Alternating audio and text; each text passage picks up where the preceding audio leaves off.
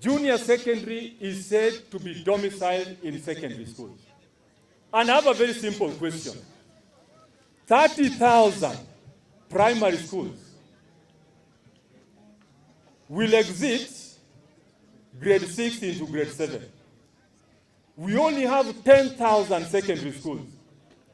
Is it logical that 30,000 primary schools can be accommodated into 10,000 secondary schools? It is practically impractical.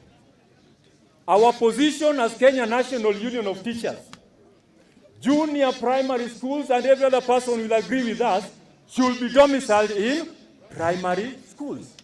In the same primary schools, we have teachers who are qualified to teach junior secondary schools. In primary schools, we have graduates, teachers holding master's degrees, and even PhDs. Nobody should tell us that primary schools don't have the requisite qualifications to teach junior secondary schools.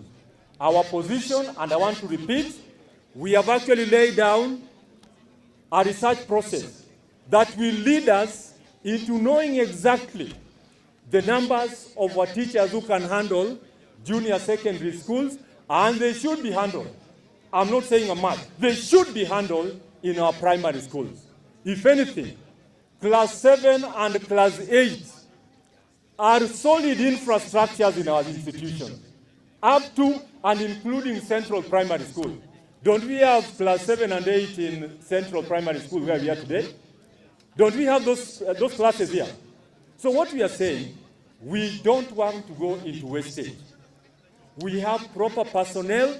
We don't want to confuse parents. We want our junior secondary schools to be domiciled in primary schools. And if anything, let us refer to grade 7 and 8 and 9 as senior primary and not even junior secondary, because we know the age of those children.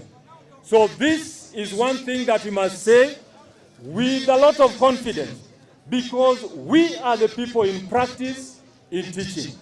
We cannot be cheated anymore. And we want to say, for the smooth running of the education sector, the government should listen to Kenya National Union of Teachers, the representative of teachers in this republic. Some people at some time told us, and I want you to listen to me keenly, that when we get to the office as presidents in this country, we shall do away with the CBC. Did you hear that? Was that not told to us?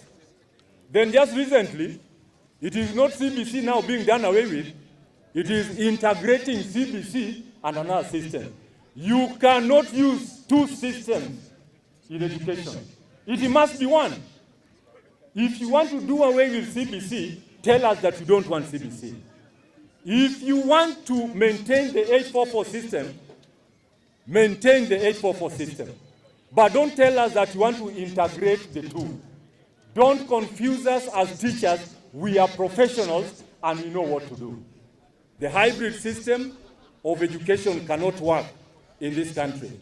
Much as we accept that a teacher is a workaholic and can implement any other thing presented before him before her, the fact that we have low numbers of teachers and the shortage being 114,000, I want to say implementing CBC has been difficult for the teachers seated here.